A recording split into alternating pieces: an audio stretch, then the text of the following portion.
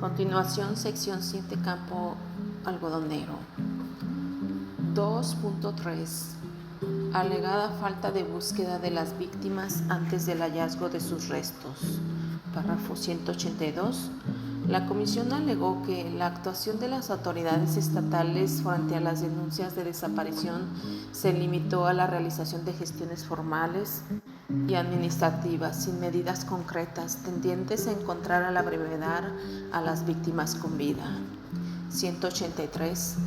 Los representantes señalaron que las tres madres tuvieron que iniciar sus propias acciones de búsqueda ante la falta de acciones eficientes por parte de las autoridades, como pegar volantes en las calles, acudir a medios de comunicación y hacer rastreos. 184. El Estado controvirtió lo anterior y señaló que las autoridades ordenaron la búsqueda y localización inmediata de las mujeres desaparecidas, tomando en cuenta la información proporcionada por los familiares. Asimismo, alegó que realizó diversas acciones para dar con el paradero de las víctimas. 185. Tal como fue señalado el día en que se levantaron los registros de investigaciones, sin embargo, no fue aportada alguna respuesta a tal solicitud y el Estado no brindó detalles sobre el seguimiento que se dio a la misma.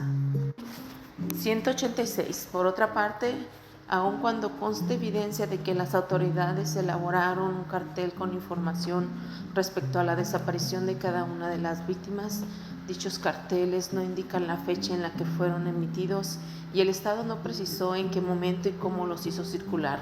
Según la madre de la joven Herrera, fue ella quien se encargó de difundirlo y pegarlo en varios puntos de la ciudad. La madre de la joven González señaló que luego de interponer la denuncia de desaparición, comenzaron con rastreos y a poner fotos de ella como volantes y preguntando, buscando en la Cruz Roja, en los hospitales, y la madre de la joven Ramos dijo que ella buscó a su hija en todos los lugares sabidos y por haber. Esto coincide con lo declarado por testigo Delgadillo Pérez, quien señaló que son las familias las que ante la desesperación y falta de apoyo institucional se mueven por la ciudad tratando de encontrar a sus hijas. 187. En relación con la joven Ramos, las autoridades recibieron, además de la declaración rendida cuando se denunció su desaparición, declaraciones de 2 familiares y 3 amigas en su escuela. De estos testimonios, la Corte observa que se desprenden ciertos posibles indicios que pudieron haber ayudado en la búsqueda de la joven Ramos, como por ejemplo información sobre un muchacho con quien ella hablaba frecuentemente por teléfono, lugares que frecuentaba, sus planes para la noche de su desaparición, sobre un muchacho que trabajaba con ella y otras personas que pudiesen tener información, así como de un hombre con quien, según lo declarado, la joven Ramos no quería salir. 188. Asimismo, la madre de la joven Ramos declaró que en el año 2003, sobre varias llamadas que recibió en los días posteriores a la desaparición de su hija y que en una de ellas logró escuchar que su hija Laura discutía con una persona y que por esta razón se trasladó a la Procuraduría General de Justicia del Estado para que rastrearan la llamada y le dijeron que no la podían rastrear. Adicionalmente, según la señora Monarres, no se llevaron a cabo diligencias de averiguación en la escuela donde estudiaba su hija, otras entrevistas a sus amigas y conocidos o en algunos sitios que frecuentaba con el propósito de encontrarla. Asimismo, no se realizaron gestiones en relación con las llamadas telefónicas que la joven Ramos había efectuado y recibido en su celular. 189. En relación con la joven González, además de la declaración rendida cuando se denunció la desaparición, se tomaron las declaraciones de 5 amigos: un compañero de trabajo en la maquiladora, su expareja sentimental y 2 jefes de seguridad de la empresa. De estos testimonios se desprenden ciertos posibles indicios que pudieran haber ayudado en la búsqueda de la joven González, como por ejemplo información sobre un muchacho con quien ella salía, sobre una pareja que al parecer la observaba mucho cada vez que pasaba y un muchacho de la maquila que la molestaba. 190. Por otra parte, la comisión alegó que se había comunicado a las autoridades que 2 semanas antes de su desaparición, la joven González había sido hostigada por 2 policías. Si bien es cierto que la prueba presentada por la comisión corresponde a una nota de prensa emitida en 2005, donde la madre de la joven González no precisa el momento en que informó de dichos hechos a las autoridades y que las demás declaraciones al respecto fueron efectuadas en 2007 y 2009, el Estado no controvirtió ni los hechos ni la fecha en la que se alega fueron informadas más autoridades. Además, no presentó la totalidad del expediente penal. Por esta razón, el tribunal da por establecido que se comunicó dicha información a las autoridades antes del 6 de noviembre del 2001, es decir, antes del hallazgo de su cuerpo. No se desprende del expediente que los investigadores hayan adelantado línea de investigación en torno a dicha información, con el propósito de encontrar a la joven González con vida. 191. Una declarante señaló que un muchacho le dijo a ella y a la hermana de la joven González que él se había dado cuenta, no dijo cómo, que Claudia Ibet estaba desaparecida. Tampoco consta que el Estado haya señalado alguna investigación respecto a este indicio. 192. Según la comisión, entre el reporte de la desaparición de la joven González y el hallazgo de sus restos, el único contacto de las autoridades con la familia de esta fueron 2 llamadas efectuadas por la Fiscalía Especial en las que se indagó si tenían novedades.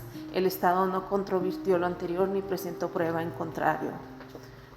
193. En el caso de la joven Herrera, según el Estado, la madre informó ante un agente de la policía que su hija conocía a un joven que trabajaba en una imprenta y que le insistía en que fuera a comer con él, y que dicho joven no había ido a trabajar el día en que desapareció la víctima.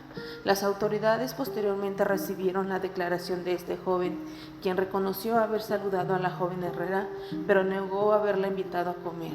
No consta en el expediente que el Estado haya adelantado alguna otra gestión encaminada a encontrar con vida a la joven Herrera. 194. A pesar de que el Estado alegó haber empezado la búsqueda de las víctimas de inmediato, según lo que consta en el expediente, lo único que se hizo antes del hallazgo de los restos fue elaborar los registros de desaparición, los cárteles de búsqueda, la toma de declaraciones y el envío del oficio a la policía judicial. No consta en el expediente que las autoridades hayan hecho circular los carteles de búsqueda ni que efectuaran una indagación más profunda sobre hechos razonablemente relevantes que se derivan de las más de 20 declaraciones tomadas. 195.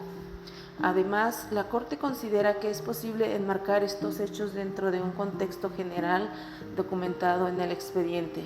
En efecto, en enero del 2006, la relatora de Naciones Unidas sobre Violencia contra la Mujer indicó que, al parecer, la Policía Municipal de Ciudad Juárez no emprende acciones de búsqueda ni adopta ninguna otra medida preventiva por sistema en el momento de recibir una denuncia de desaparición de una mujer.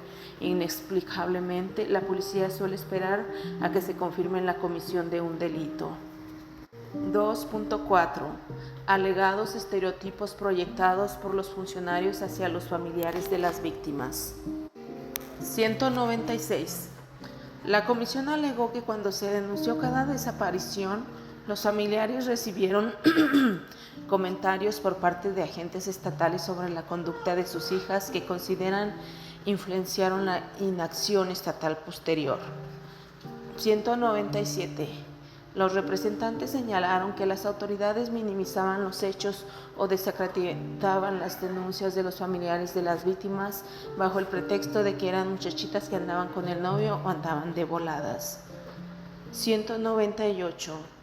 La madre de la joven Herrera declaró que al interponer la denuncia, las autoridades le dijeron que su hija no está desaparecida, anda con el novio o anda con los amigos de vaga, que si le pasa eso era porque ella se lo buscaba, porque una niña buena, una buena mujer está en su casa. 199. La madre de la joven González indicó que cuando acudieron a presentar el reporte de desaparición, un funcionario habría dicho a una amiga de su hija que seguro se había ido con el novio porque las muchachas eran muy voladas y se les aventaban a los hombres. La madre también señaló que cuando fueron a poner la denuncia le dijeron que a lo mejor se fue con el novio, que a lo mejor al rato regresaba. 200.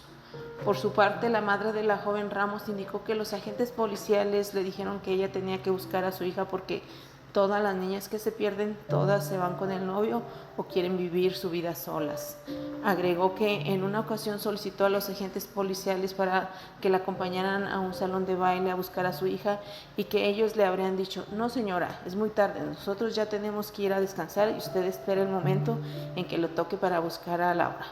Y palmeando su espalda habrían manifestado: vaya usted para que se relaje, tómese unas heladas a nuestra salud porque nosotros no podemos acompañarla. 201. El Estado no controvirtió estas declaraciones de las madres de las víctimas. 202. De otra forma, el testimonio de la señora Delgadillo Pérez respecto al desempeño de las autoridades en el presente caso indica que se determinaba la responsabilidad o no de la víctima de acuerdo al rol social que, a juicio del investigador, tenía en la sociedad. Esto quiere decir que si la mujer asesinada le gustaba divertirse, salir a bailar, tenía amigos y una vida social, es considerada en parte como responsable por lo que sucedió. Según la testigo, en ese entonces la autoridad estigmatizaba a las víctimas de desaparición por el hecho de ser mujeres. Siendo el pretexto que andaban con el novio o andaban de locas, se llegó también a culpar a las madres por permitir que sus hijas anduvieran solas o que salieran por la noche. 203. La Corte resalta que el testimonio de la señora Delgadillo Pérez, así como las declaraciones de las madres y familiares de las víctimas, concuerdan con el contexto descrito por diversas instancias nacionales e internacionales, en el cual funcionarios y autoridades minimizaban el problema y denotaban ausencia de interés y vocación por atender y remediar una problemática social grave. Suprapárrafo 154. 204. Los representantes relacionan los comentarios efectuados por los funcionarios que atendieron los casos con una política que, al momento de los hechos, distinguiría entre desapariciones de alto riesgo y otras que no lo eran. 205. Amnistía Internacional señaló que en el año 2001 la PGCC había puesto en práctica el criterio de desapariciones de alto riesgo, basado únicamente en el comportamiento de la víctima. Si la mujer desaparecida era una persona con una rutina estable, esta podría ser candidata para este tipo de búsqueda. Este criterio resultó altamente discriminatorio y poco funcional, ya que para el año 2003 solo existía un caso de desaparición considerado como de alto riesgo. 206. En similar sentido, la CNDH en el 2003 indicó que la Procuraduría del Estado optó hace 3 años el criterio de desapariciones de alto riesgo, basado en que la joven antes de desaparecer tenía una rutina estable o no había manifestado su voluntad de abandonar a su familia. Asimismo, el CEDAW en el 2003 criticó la clasificación entre las consideraciones de alto riesgo y las que no lo son. 207. De otra parte, la Corte constaba que el formato en el que los familiares denunciaban la desaparición requería información sobre las preferencias sexuales de las víctimas. 208. El tribunal considera que en el presente caso los comentarios efectuados por funcionarios en el sentido de que las víctimas se habrían ido con su novio o que tendrían una vida reprochable y la utilización de preguntas en torno a la referencia sexual de las víctimas constituyen estereotipos. De otra parte, tanto las actitudes como las declaraciones de los funcionarios demuestran que existía por lo menos indiferencia hacia los familiares de las víctimas y sus denuncias. 2.5. Hallazgo de los cuerpos. 209. El 6 de noviembre del 2001 se encontraron los cuerpos de 3 mujeres en un campo algodonero.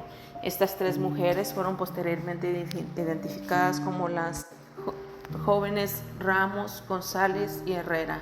El 7 de noviembre del 2001, en lugar cercano dentro del mismo campo algodonero, fueron encontrados los cuerpos de otras 5 mujeres, quienes no son consideradas presuntas víctimas en el presente caso por los motivos expuestos en la resolución del Tribunal del 19 de enero del 2009. 210. La comisión y los representantes manifestaron que los cuerpos de las jóvenes Herrera, González y Ramos fueron objeto de un particular ensañamiento por parte de los perpetradores de los homicidios. Los representantes añadieron que la forma en que fueron encontrados los cuerpos de las 3 víctimas sugiere que fueron violadas y abusadas con extrema crueldad. 211. El Estado alegó que el certificado de autopsia concluyó que los fenómenos cadavéricos iniciales ya no eran apreciables en los cuerpos por el transcurso del tiempo y por la acción ambiental sobre los mismos, contractura muscular, postmortem y livideces cadavéricas, lo que implica que el grado de descomposición era tan elevado que inhibía científicamente un análisis pormenorizado y por lo tanto el establecimiento de la causa de muerte. México enfatizó que en el estado de descomposición de los cuerpos, cuestión de orden natural que no le es atribuible, impidió determinar la causa de la muerte. Asimismo, señaló que la primera acción de la Procuraduría General de Justicia fue determinar la naturaleza de las muertes, tomando en consideración las condiciones en que fueron encontrados los cuerpos. 212. De la prueba aportada se desprende que el 6 de noviembre del 2001, día en que fueron encontrados los cadáveres de las 3 presuntas víctimas, se dictó acta de levantamiento de los cuerpos y fe ministerial del lugar y de cadáveres, y además se les practicó las correspondientes autopsias, cuyos certificados se expidieron el 9 de noviembre de ese mismo año. De estos documentos consta la siguiente información. Inciso A. Respecto de Esmeralda Herrera Monreal, vestía blusa desgarrada en el lado superior derecho y brasier, ambas prendas levantadas por encima de la región pectoral, así como calcetines blancos desgarrados. El estado de conservación del cuerpo era incompleto, encontrándose en una posición de cúbito dorsal con su extremidad cefálica en dirección al oriente, sus extremidades inferiores en dirección opuesta y flexionadas, mientras que sus extremidades superiores se encontraban unidas entre sí en la región lumbar, con un cordón negro en el cual daba 2 vueltas en cada muñeca, con 2 nudos en la muñeca derecha y 3 en la mano izquierda. El cordón rodeaba el cuerpo en su totalidad por la región abdominal. Al retirarse el cordón se apreciaron marcas equimóticas alrededor de las muñecas. La piel presentaba coloración de violácea a negruzca. El cráneo y el cuello se presentaron descarnados, así como la región clavicular derecha, hombro derecho, tercio superior de brazo derecho y la región pectoral derecha. El cráneo presentaba algunos cabellos adheridos, ausencia de región mamaria derecha, ausencia parcial de partes del pezón de la región mamaria izquierda.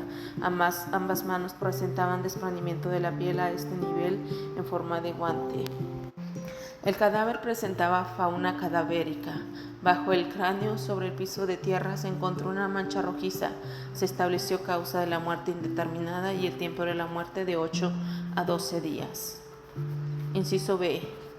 En cuanto a Claudia Ivette González, vestía blusa blanca de tirantes y brasier de color claro. Su estado de conservación era incompleto. Se encontraba en una posición de cúbito lateral derecho, con la extremidad cefálica apuntando hacia el oriente. De las extremidades superiores, la derecha por debajo del tórax y la izquierda semiflexionada y separada del cuerpo. La extremidad inferior derecha extendida y hacia el lado opuesto de la extremidad cefálica y la izquierda flexionada a la altura del pliegue de la rodilla. Presencia de vegetación propia del lugar. Cráneo descarnado con escasa presencia de cuello cabelludo. Ausencia de tejido en cuello y tórax. Se establece causa de la muerte indeterminada y el tiempo de la muerte de 4 a 5 semanas. Y inciso C, en relación con el cuerpo de Laura Berenice Ramos, vestía blusa blanca de tirantes de cuello en V y brasier color negro colocados ambos por encima de la región mamaria, y se observaba en el pezón derecho herida plana de 5 milímetros que se estrenó la punta del mismo. El estado de conservación del cuerpo era incompleto. Se encontraba en posición de cúbito dorsal con la extremidad cefálica apuntando hacia el sur, las extremidades inferiores en dirección contraria y las superiores extendidas por encima de la extremidad cefálica. Presentaba acartonamiento en la piel, el cráneo descarnado en su parte posterior, cabello escaso con cortes irregulares, se encontraba cubierta de vegetación propio del lugar.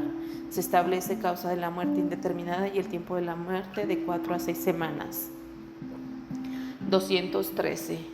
El 2 de febrero del 2002, los peritos de campo que realizaron el levantamiento de los cadáveres en noviembre del 2001 emitieron un dictamen criminalístico en el que indicaron inter alia que es posible establecer que las agresiones fueron perpetradas en el lugar del levantamiento.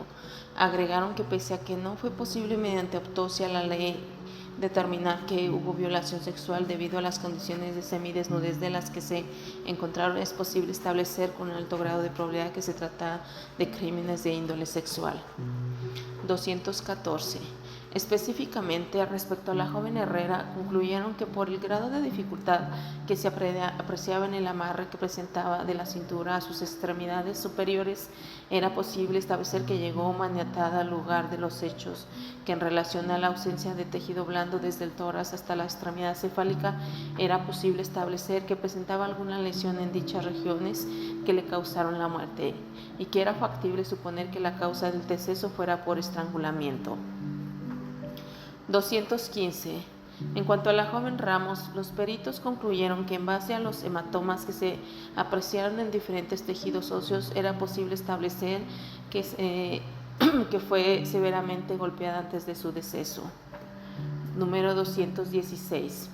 En relación con dictámenes criminalísticos realizados por peritos de campo, el 9 de julio del 2003, el director de Medicina Forense hizo de conocimiento del Juzgado Séptimo Penal que un perito en criminalística de campo no se encuentra capacitado para determinar cuestiones estrictamente médicas, como lo es determinar las causas de muerte de cada uno de los cadáveres que se mencionan en las diferentes hojas de expediente, así como tampoco es posible que determine la data estimada del fallecimiento de cada uno.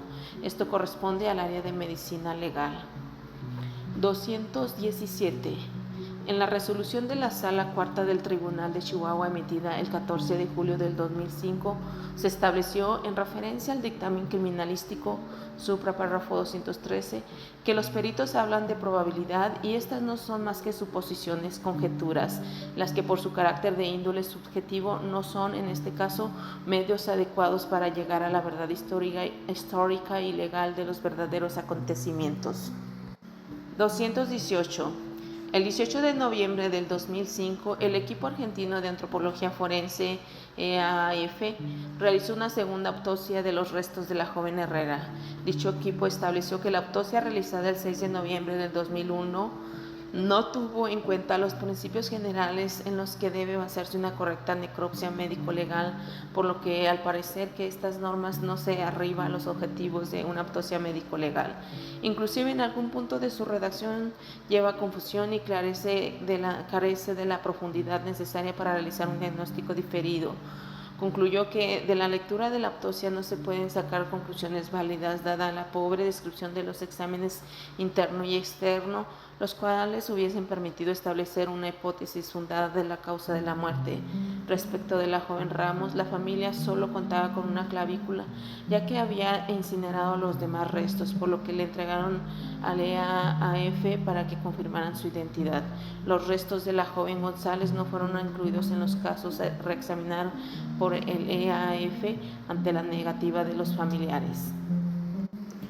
A pesar de las deficiencias en las primeras etapas de las investigaciones, especialmente en el procedimiento para la realización de las autopsias a las que el tribunal se referirá en detalle más adelante, es posible concluir que Esmeralda Herrera Monreal, al estar maniatada en la espalda, desnuda en la parte inferior del cuerpo, con la camiseta y brasier por encima de la zona pectoral, sin región mamaria derecha y con daños en partes del pezón izquierdo, sufrió un ensañamiento tal que le debió causar severos sufrimientos físicos y psíquicos en forma previa a su muerte.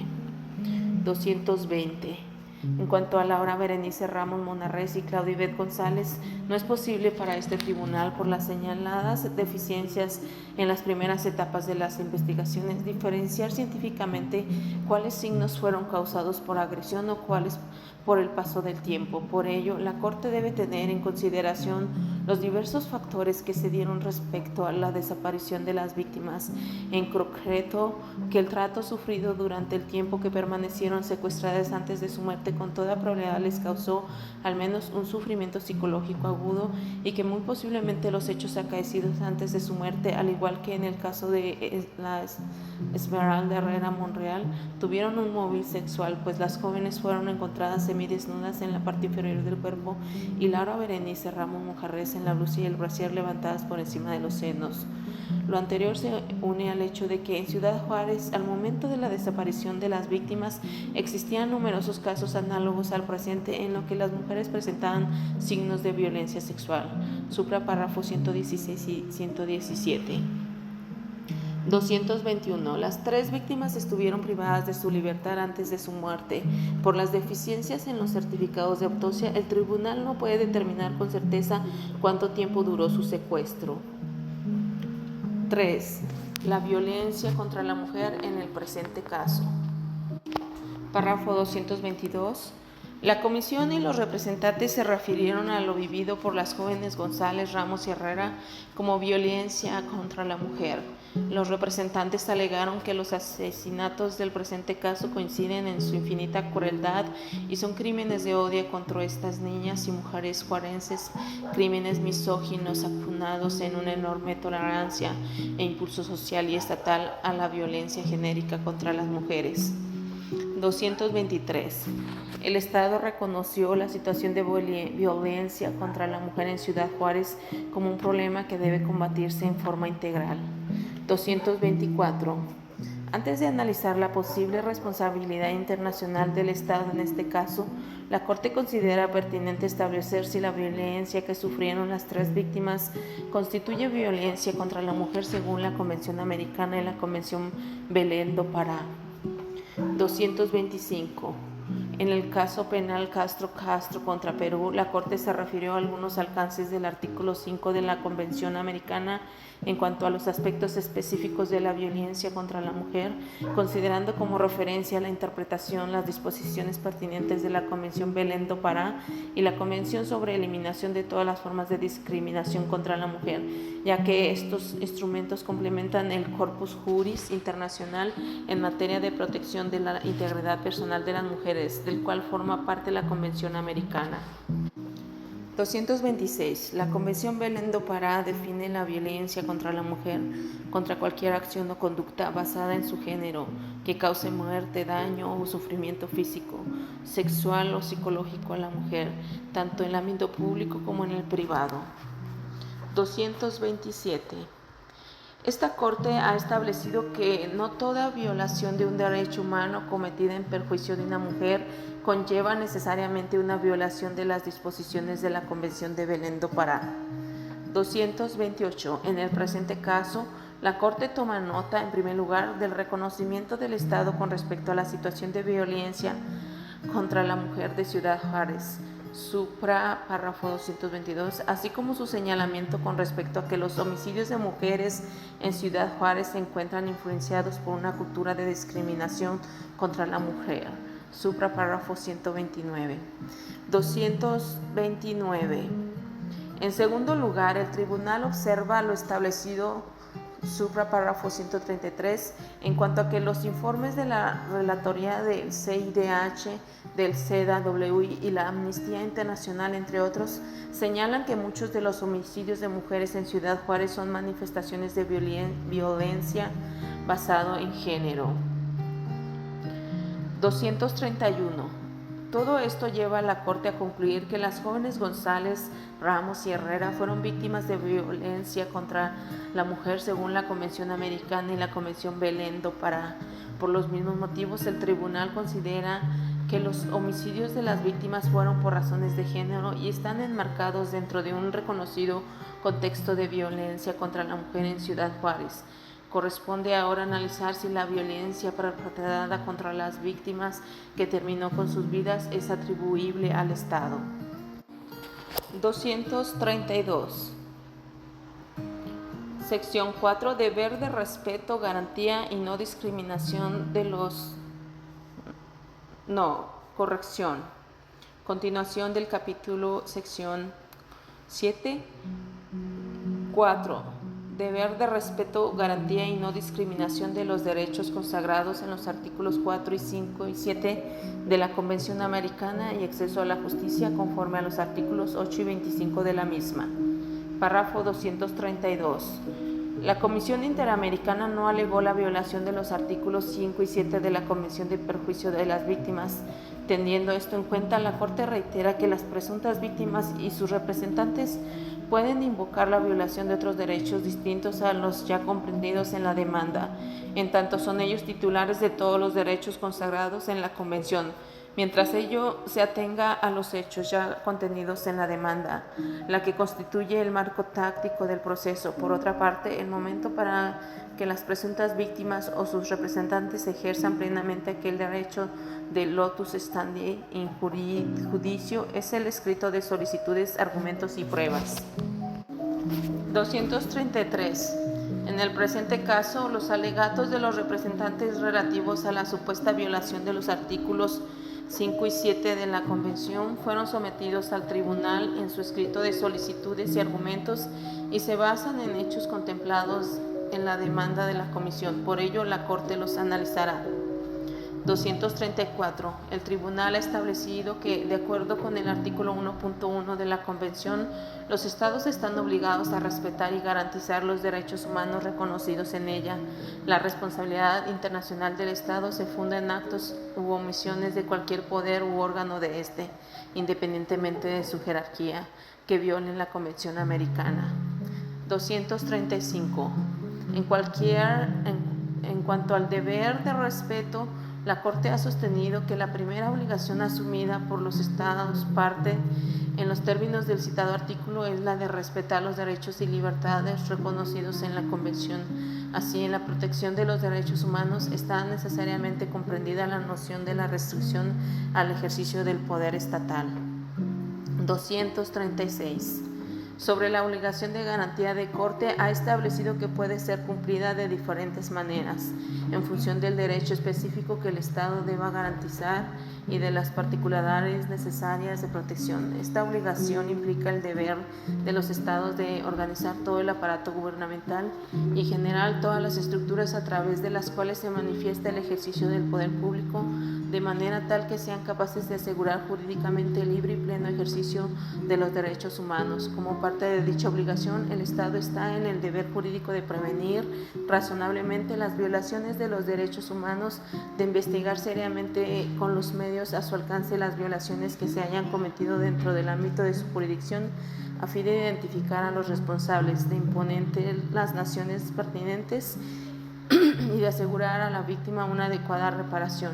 Lo decisivo es dilucidar si una determinada violación ha tenido lugar en el apoyo o la tolerancia del poder público o si éste ha actuado de manera que la transgresión se haya cumplido en defecto de toda prevención o impunamente. 237. Corresponde entonces al tribunal verificar si México cumplió con sus obligaciones de respetar y garantizar los derechos a la vida, la integridad personal y a la libertad personal de las jóvenes González, Ramos y Herrera. 4.1. Deber de respeto. Párrafo 238. La Comisión alegó que en el presente caso todavía no se sabe si los asesinos son particulares o agentes estatales, dado que los tres casos siguen en la impunidad. 239. Según los representantes, de acuerdo con lo que se desprende de los testimonios, en los casos de Laura Berenice y Claudia Ivette, las madres habían señalado algún tipo de relación entre agentes del Estado y la desaparición de sus hijas. En particular, señalaron que la señora Monarrés testificó en el 2003 que al momento de los hechos su hija tenía relación con un policía judicial, pero que el Estado no lo llamó a declarar hasta el 2007. 240. De otra parte, los representantes señalaron que si bien no tenemos elementos de prueba directos a lo largo del presente escrito, hemos manifestado algunas circunstancias que el Estado no ha logrado aclarar y que mantienen el caso en la impunidad. Según los representantes, dicha impunidad lleva a plantear dos hipótesis en cuanto a los autores materiales de la desaparición, tortura y asesinato de Esmeralda, Laura y Claudia. Inciso A, los autores eran agentes de la autoridad, o B, eran particulares organizados protegidos desde el Estado. 241. El Estado negó que hubiera responsabilidad de agentes del Estado en los homicidios de las víctimas. 242. Tanto la Comisión como los representantes hacen alusión a la posible participación de agentes estatales sin proporcionar prueba al respecto, más allá de la declaración de la señora Monarrez. El hecho de que la impunidad en el presente caso impida conocer si los perpetradores son agentes estatales o particulares actuando con su apoyo y tolerancia no puede llevar a este tribunal a presumir que sí fueron y condenar automáticamente al Estado por el incumplimiento del deber de respeto. Por tanto, no se puede atribuir al Estado responsabilidad internacional por violaciones a los derechos sustantivos consagrados en los artículos 4, 5 y 7 de la Convención Americana. 4.2. Deber de garantía. Párrafo 243.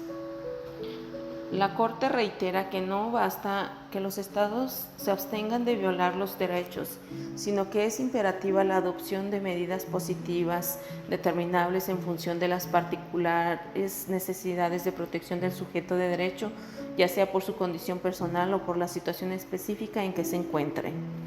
244. Los derechos a la vida y a la integridad personal revisten un carácter esencial en la Convención. De conformidad con el artículo 27.2 del referido tratado, esos derechos forman parte del núcleo inderogable, pues no pueden ser suspendidos en casos de guerra, peligro público u otras amenazas. 245. Asimismo, el Tribunal ha establecido que el derecho a la vida juega un papel fundamental en la Convención Americana, por ser el presupuesto esencial para el ejercicio de los demás derechos.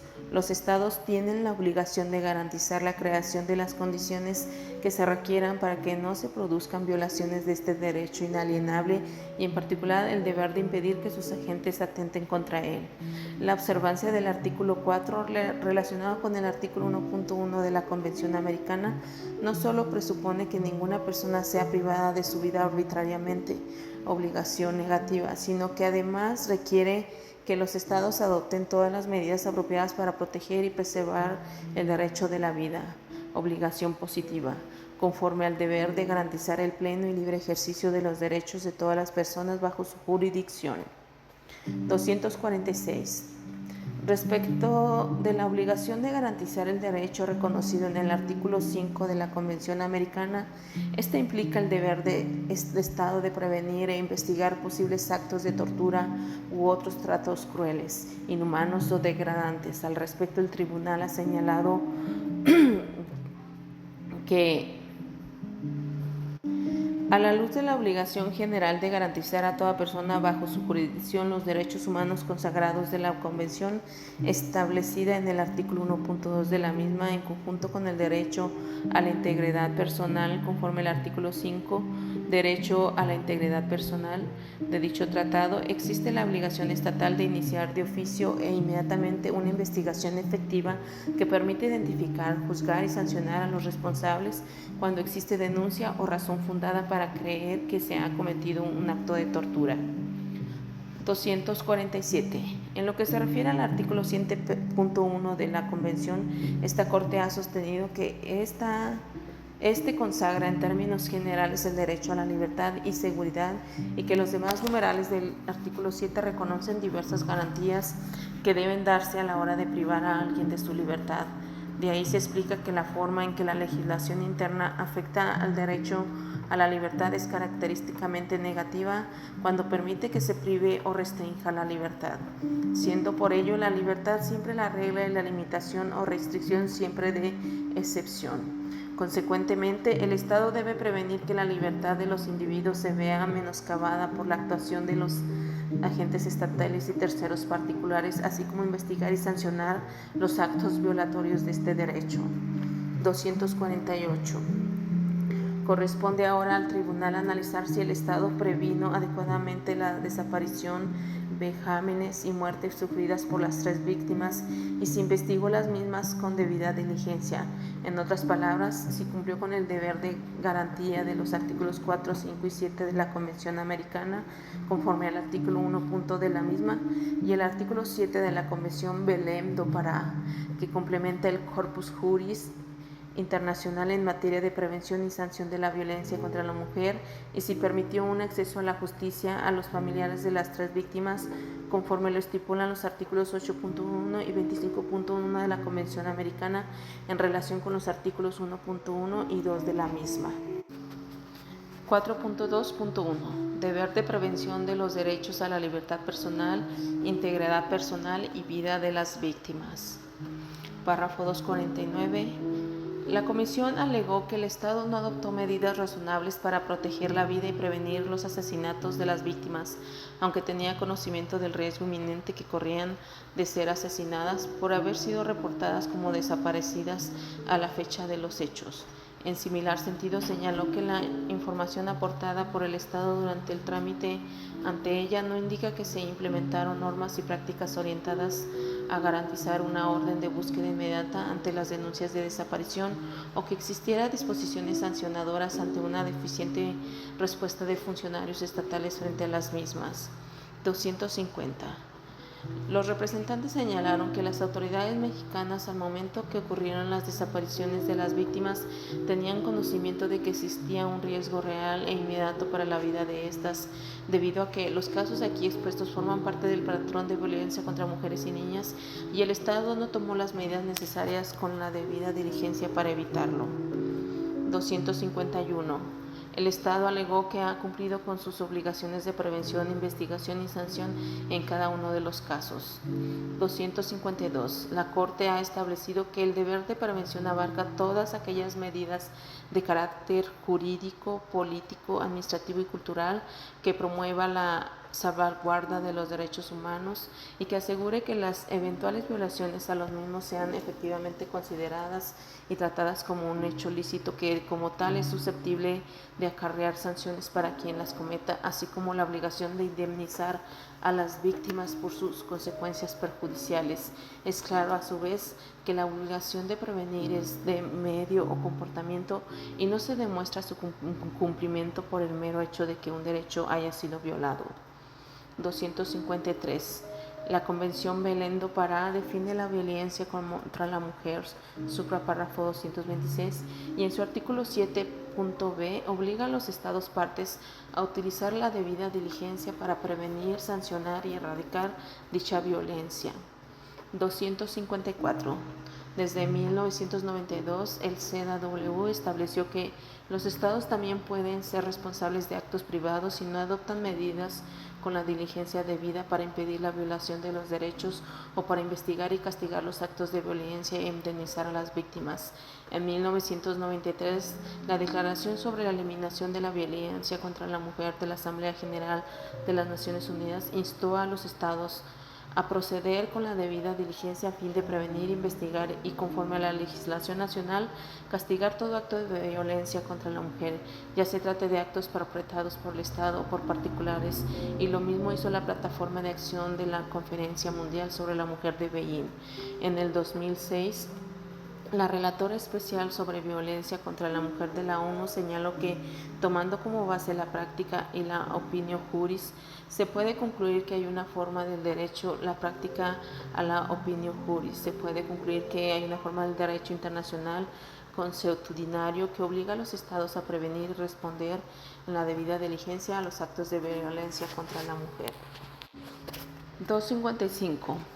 En el caso María da Pena contra Brasil 2000, presentado por una víctima de violencia doméstica, la Comisión Interamericana aplicó por primera vez la Convención de Pará y decidió que el Estado había menoscabado su obligación de ejercer la debida diligencia para prevenir, sancionar y erradicar la violencia doméstica al no condenar y sancionar al victimario durante 15 años pese a las reclamaciones oportunamente efectuadas.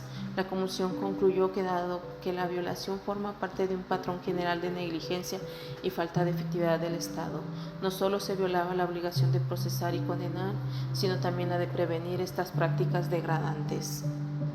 256.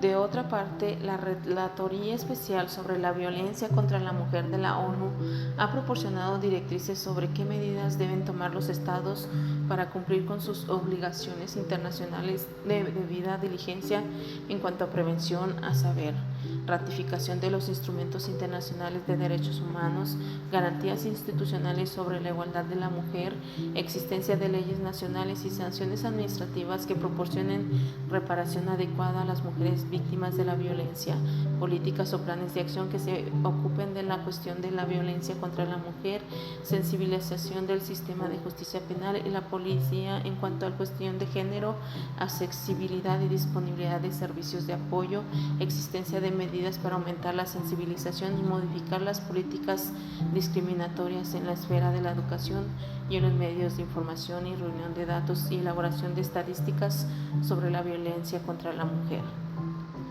257. Asimismo, según un informe del Secretario General de la ONU, es una buena práctica hacer que el entorno físico sea seguro para las mujeres y se han utilizado comunitarias auditorías de seguridad para detectar los lugares peligrosos, examinar los temores de las mujeres y solicitar a las mujeres sus recomendaciones para mejorar su seguridad. La prevención de la violencia contra la mujer debe ser un elemento explícito en la planificación urbana y rural, en el diseño de los edificios y residencial. Forma parte de la labor de prevención del mejoramiento de la seguridad del transporte público y los caminos que emplean las mujeres, por ejemplo, hacia las escuelas e instituciones educacionales, los pozos, los campos y las fábricas. 258. De todo lo anterior se desprende que los estados deben adoptar medidas integrales para cumplir con la debida diligencia en caso de violencia contra las mujeres. En particular, deben contar con un adecuado marco jurídico de protección, con una aplicación efectiva del mismo y con políticas de prevención y prácticas que permitan actuar de una manera eficaz ante las denuncias. La estrategia de prevención debe ser integral, es decir, debe prevenir los factores de riesgo y a la vez fortalecer las instituciones para que puedan proporcionar una respuesta efectiva a los casos de violencia contra la mujer. Asimismo, los estados deben adoptar medidas preventivas en casos específicos en los que es evidente que determinadas mujeres y niñas puedan ser víctimas de violencia. Todo esto debe tomar en cuenta que en casos de violencia contra la mujer, los estados tienen, además de las obligaciones genéricas contenidas de la Convención Americana, una obligación reforzada a partir de la Convención Belén do Pará. La Corte pasará ahora a analizar las medidas adoptadas por el Estado hasta la fecha de los hechos del presente caso para cumplir con su deber de prevención. 259.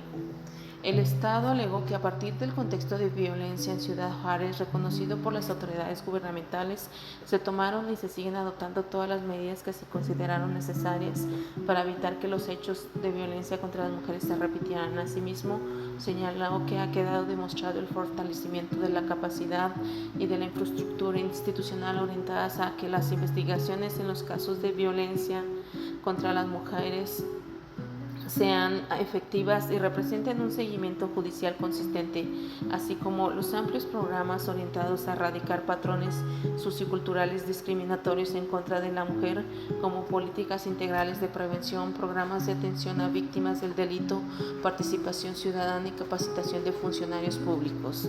260. La Comisión señaló que existía una ausencia de medidas estatales efectivas ante la desaparición y posterior muerte de las víctimas y que para la época en que ocurrieron los hechos el Estado no había adoptado las políticas ni las medidas necesarias para garantizar la efectiva prevención, investigación y sanción de los violentos contra las mujeres.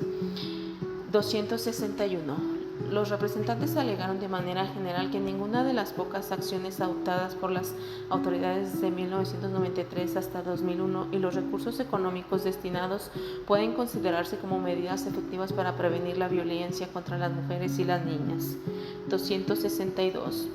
De la prueba alegada al tribunal se desprende, en primer lugar, que México creó la Fiscalía Especial para la Investigación de Homicidios de Mujeres en Ciudad Juárez de la Procuraduría de Justicia de Chihuahua, en adelante la FIM en 1998, como respuesta a la recomendación número 44/98 de la CNDH. Según el Estado, dicha Fiscalía fue creada como una primera respuesta al fenómeno de violencia contra las mujeres en Ciudad Juárez.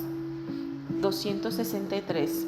Al respecto, el informe de la relatoría en la CIDH del 2003 señaló que, según lo que informaron autoridades del estado de Chihuahua durante la visita de la relatora en el 2002, dicha fiscalía había puesto en marcha las medidas necesarias para reaccionar pronta y adecuadamente frente a los homicidios.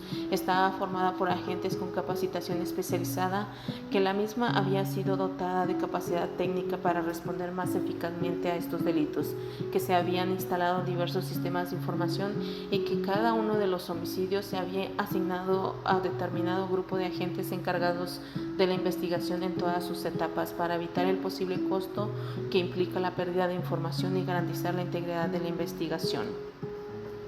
264. En cuanto a los logros de la FIHM, destaca la respuesta del Estado al informe del CEDAW en el 2005, en la cual indicó que su instalación generó un proceso de investigación que ha llevado a obtener resultados favorables y ha permitido la identificación, enjuiciamiento y sanción de los responsables en el 45.72% de los casos.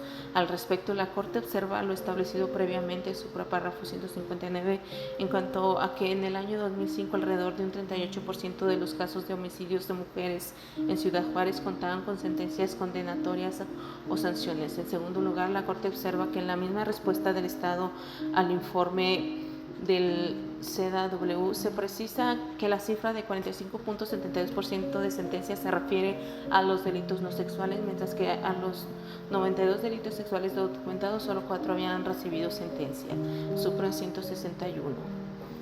265. De otra parte, la FIHM tuvo varias fiscales especiales, la mayoría con una permanencia de unos 4 meses, y la información con la que contaba era insuficiente para realizar un análisis integral sobre los homicidios y desapariciones ocurridos en Ciudad Juárez, así como del impacto de la FIHM en dicha situación. 266.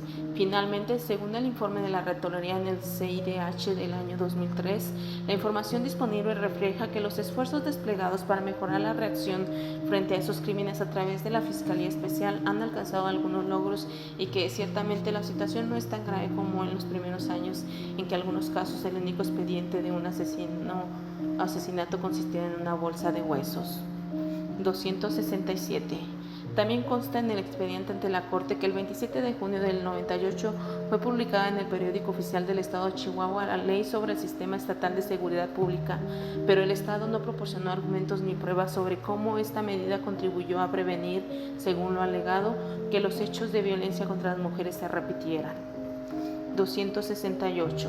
La Corte toma nota de que, según la Ley Orgánica del Poder Ejecutivo del Estado de Chihuahua, reformada en 1998 y vigente en el 2001, es función de la Procuraduría General de Justicia del Estado dictar las medidas adecuadas para combatir y erradicar la violencia contra la mujer y los niños, desarrollando para tal efecto mecanismos institucionales, así como otorgar la protección que la ley prevé a los derechos de las víctimas. 269. Asimismo, la Corte constata que a nivel federal se creó el Instituto Nacional de Mujeres, en adelante el INMujeres, a través de una ley publicada el 12 de enero del 2001 en el Diario Oficial. Dicha ley estableció que el objeto general de las mujeres es promover y fomentar las condiciones que posibiliten la no discriminación, la igualdad de oportunidades y de trato entre los géneros, el ejercicio pleno de todos los derechos de las mujeres y su participación equitativa en la vida política, cultural, económica y social del país. Sin embargo, las actividades y programas de las mujeres señalados en el expediente son posteriores al 2001, año de los homicidios de las víctimas, por lo que no es aplicable al presente caso. 270. México también hizo referencia a la creación en 1998 de un programa piloto denominado Programa de Atención a Víctimas del Delito, y que en el 2000, como parte de dicho programa, se creó una base de datos para facilitar la búsqueda y localización de personas desaparecidas. Sin embargo, la Corte observa que no cuenta con información pertinente en el expediente para valorar dichas iniciativas. 271. Además, el Estado remitió como prueba un informe de la Procuraduría General de Justicia del Estado de Chihuahua, presentando ante la Comisión Interamericana en marzo del 2002, lo cual señaló una serie de acciones adoptadas por parte del gobierno estatal. México no remitió prueba adicional sobre las diversas medidas señaladas en dicho documento. Asimismo, el Estado no profundizó sobre estas acciones en sus alegatos ni brindó información específica como la fecha y lugares en las que fueron implementados, así como los resultados de las mismas. Esto impide que la Corte pueda valorarlas.